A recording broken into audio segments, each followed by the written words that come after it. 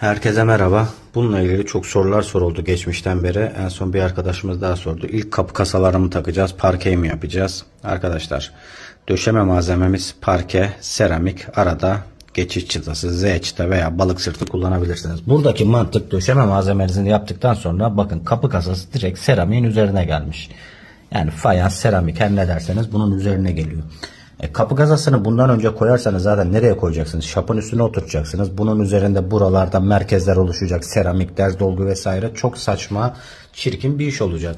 İlk önce yapacağınız iş tabii ki de parkeniz varsa parkeniz veya seramik döşeme malzemesini yaptıktan sonra kapı kasasını bunun üzerine oturtuyorsunuz. Pervazlar vesaire ıvırı zıvırı bu şekilde tamamlanıyor. Bununla ilgili çok sorular geldiği için bununla ilgili bir video yapmak istedim. Artık zaruri oldu.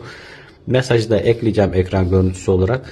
İlk önce kapı kasaları mı takılıyor, döşeme malzemesi mi yapılıyor? Bununla ilgili bir soru. İlk önce bu, sonra bu.